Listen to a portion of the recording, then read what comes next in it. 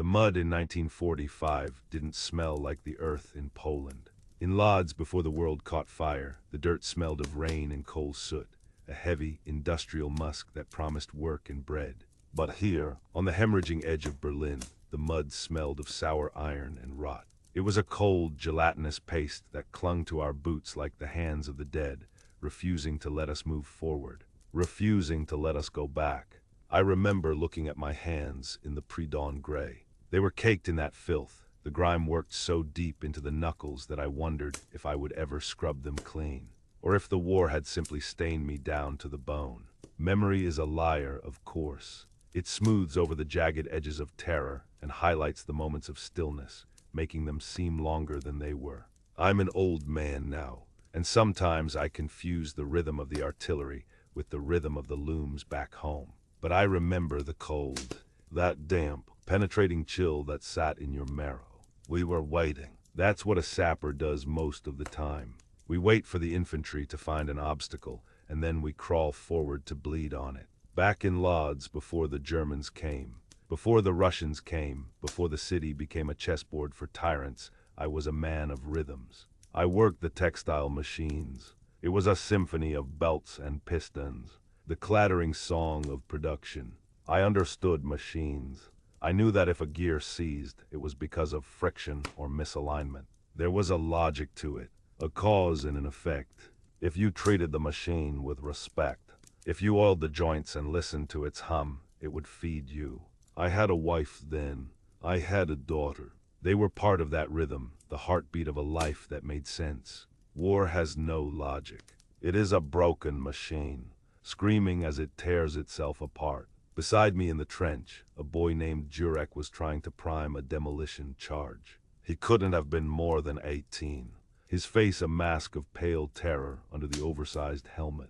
His fingers were trembling so violently that the fuse kept slipping from his grasp. I watched him for a moment, the mechanic in me offended by the inefficiency. He was going to kill us, not the Germans. This boy with his shaking hands and his fear was going to turn us into pink mist before we even saw the spree. I didn't speak. Words were heavy, and we carried enough weight. I reached over, my own hand steady, not because I was brave, but because I was numb. I took the charge from him. The explosive was cold and greasy, wrapped in oil paper. I felt the familiar texture of the fuse assembly. It was a mechanism, just a mechanism, a spring, a pin, a chemical reaction. I twisted the cap, felt the seat engage, and secured the igniter. It was the same motion I used to use to tighten the tension arm on the loom. I handed it back to him. Jurek looked at me, his eyes wide and wet, silently thanking me for saving him from his own incompetence. I looked away. I wasn't saving him. I was just fixing a jam in the line. The fear was there, though. It wasn't the panic Jurek felt. My fear was a cold, heavy stone in my gut. It wasn't the shells I could hear whistling overhead, or the tanks grinding their treads somewhere in the smoke. It was the unseen. In the factory, if a belt snapped, you could see it. Here, death was buried in the mud. A mine is a coward's weapon. It waits. It doesn't care if you are a fascist or a communist or a father who just wants to go home. It just waits for pressure. And there was the other fear. The one we didn't talk about in the trenches, the one that gnawed at us when the political officers weren't listening. We were marching west to liberate Poland, but the army behind us, the Red Army pushing us forward, felt less like a liberator and more like a tidal wave. I fought for a home that might not exist anymore, for a future that felt as rigged as a booby-trapped doorframe. The sky began to lighten, not with the sun, but with the pale, sickly glow of flares drifting over the city. Berlin, the beast's lair. It lay ahead of us, a jagged silhouette of broken teeth against the horizon. Then the whistle cut the air. It wasn't a sound. It was a physical blow. It sliced through the damp silence, sharp and demanding. Before the echo could die, the world ended. The artillery barrage opened up behind us, 1,000 steel doors slamming shut at once. The ground didn't just shake. It liquefied. The air pressure dropped, sucking the breath from our lungs, replaced instantly by the concussive roar of the gods screaming in anger. Napazad, the order was a raw, guttural tear in the cacophony. Forward, into the grinder. We scrambled up the slick walls of the trench, boots slipping on the wet clay. I hauled myself over the lip, the weight of my satchel charges slamming against my hip. The world above the trench was a gray hellscape of cratered earth and shattered trees that looked like splintered bone. We ran low to the ground, moving not like men but like insects scuttling under the gaze of a cruel child. Crossing into the city limits wasn't like crossing a border on a map. It was a descent. The open fields gave way to the skeletons of suburbs. Houses with their faces ripped off, exposing the intimate wallpaper of bedrooms to the uncaring sky. Furniture spilled out into the streets like guts from a wound. My breathing was ragged, the air tasting of pulverized brick and cordite. This was the threshold. We were leaving the war of movement and entering the war of rats. We hit the first line of ruins, and the unit slowed. The officers shouted, waving us toward the cover of a crumbled wall. I knelt on a pile of rubble, my eyes scanning the debris. This was my domain now. The infantry saw cover. I saw leverage and tension. A wall standing at that angle wasn't safe. It was a guillotine waiting for gravity. Noak. Up front, the sergeant's voice was hoarse. We were penned. A machine gun, hidden somewhere in the labyrinth of masonry ahead, was spitting lines of tracer fire that snapped through the air like angry hornets. 2 of our boys were already down in the street, screaming.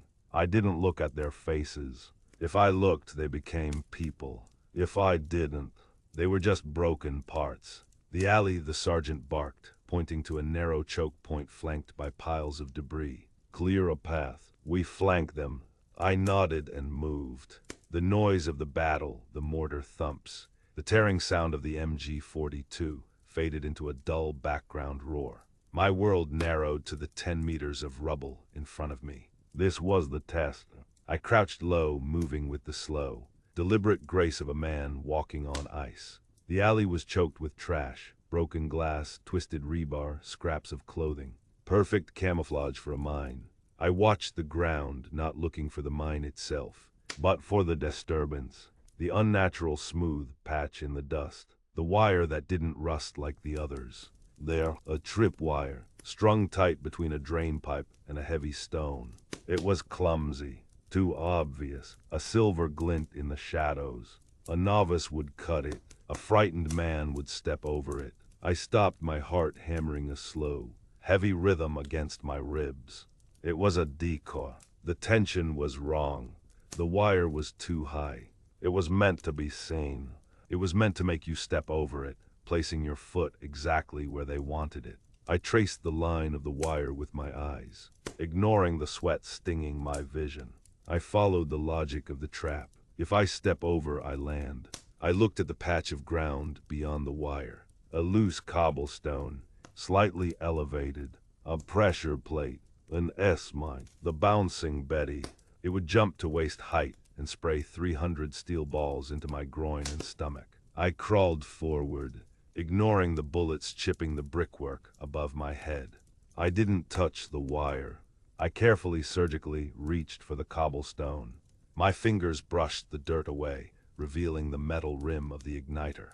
It was a complex daisy chain. The pressure plate was linked to a second charge, buried under the debris pile to the left. If I had just disarmed the mine, the secondary would have taken the squad when they moved up. Mechanical intuition. That's what the captain called it. I just called it knowing how things are built. Someone had built this trap with care. I respected that. I respected the craftsmanship of death while I dismantled it. With a pair of crimpers and a steady exhale, I severed the link to the secondary charge first. Then, I jammed the safety pin back into the primary mine. The mechanism went dormant. The threat was gone. It was just a metal pot filled with chemicals again. I signaled the sergeant. He didn't smile, we didn't smile anymore, but he slapped my shoulder as the squad surged past me, pouring fire into the flank of the machine gun nest. The German gun fell silent, followed by the dull thuds of grenades clearing the room. We moved up. The air was thick with gray dust that coated our tongues and clogged our noses. We climbed over the bodies of the German gunners, kids, really, mixed with old men, and pushed through the shattered building. We emerged into a courtyard, and I stopped dead. The squad fanned out, securing the perimeter, but I stood staring at the structure looming ahead of us. It was a massive factory complex, a fortress of red brick and blackened steel rising into the smoke-choked sky. Chimneys stabbed the air like broken fingers. It was a textile mill, or it had been. It looked exactly like the factory in Lodz. The same arched windows, the same heavy loading bay doors. But where my factory had hummed with life, this one radiated a cold, malevolent silence. It was a dark mirror, a grotesque parody of the place I had spent my life. The windows were jagged moss, and the smell drifting from it wasn't oil and wool. It was the smell of unwashed bodies and old blood. "Clear it," the lieutenant ordered, his voice sounding thin against the massive bulk of the building. Room by room. Noak checked the doors. I stared at the factory. It felt like the building was watching me back. I gripped my carbine, my knuckles white, and stepped toward the place where my past and my war were about to collide. The doors swallowed me. Inside, the light died, strangled by soot and steel. I knew this layout. I felt it in my bones before I even saw the shapes in the gloom. It was the weaving floor. The loom stood in silent, rusted rows, like the ribcage of iron giants stripped of their flesh. There was no hum of production here, no rhythm of the shuttle, only the dripping of water from a shattered skylight and the dust motes dancing in the beams of my flashlight. I moved through the maze of catwalks. My boots tested every grate, every rivet. The metal groaned under my weight, a sound of fatigue, not structural failure.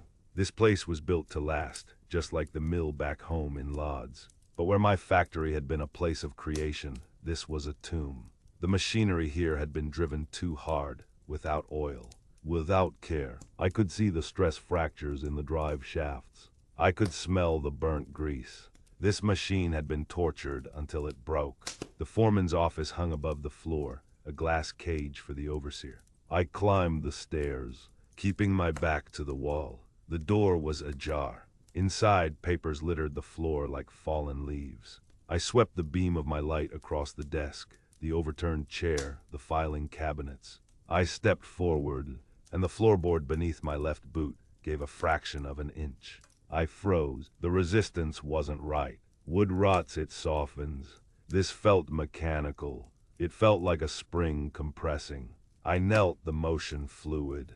Practiced, my breath held in my lungs. I traced the seam of the wood with my fingertips. There, a tripwire thinner than a hair, threaded through the grain.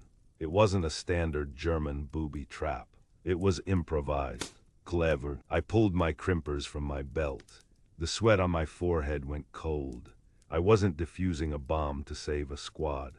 I was solving a puzzle. I followed the tension. The wire ran to a pressure plate, but the charge wasn't explosive. It was an incendiary vial, rigged to burn the contents of a hidden cavity beneath the floor. Someone wanted this destroyed. With a surgeon's precision, I pinched the wire. The tension snapped.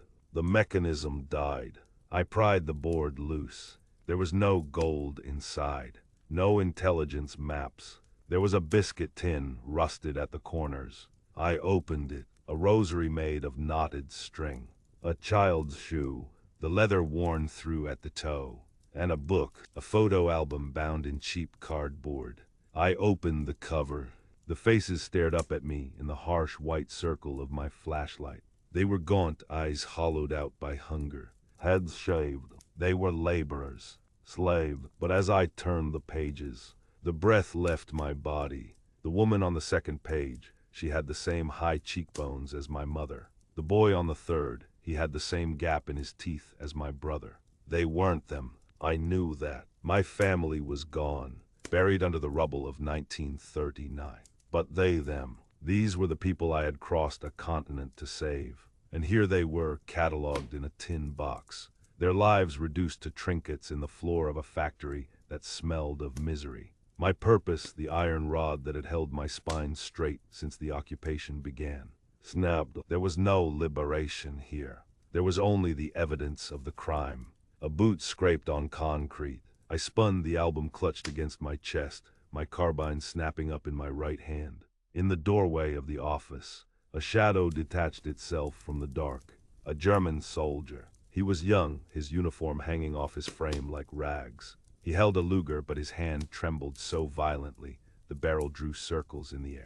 He was wounded, dark blood slicking his side. We stared at each other, the mechanic and the saboteur. He looked at the album in my hand. Then he looked at my face. He saw the tears I didn't know were falling. I looked at him. I didn't see a soldier.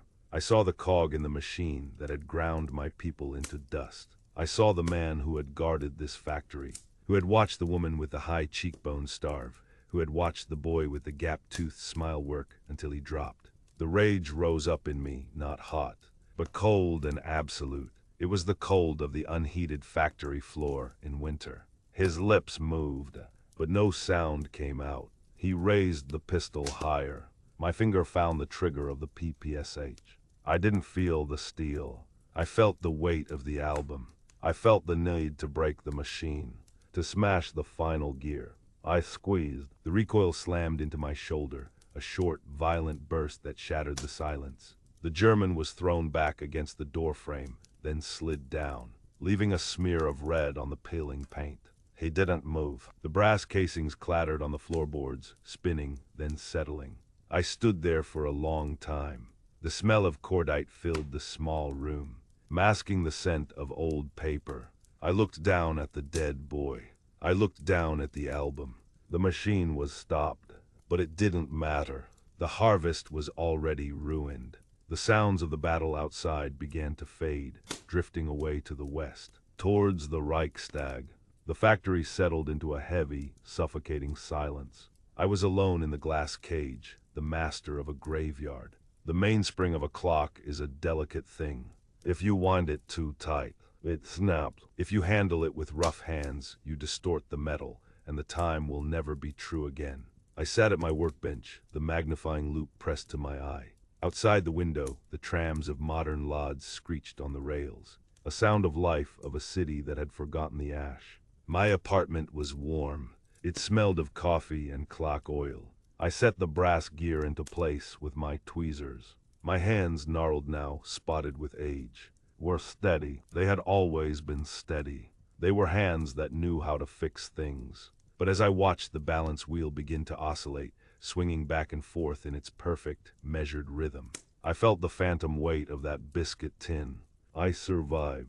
I came back. I rebuilt the walls. I worked in the new factories. I married.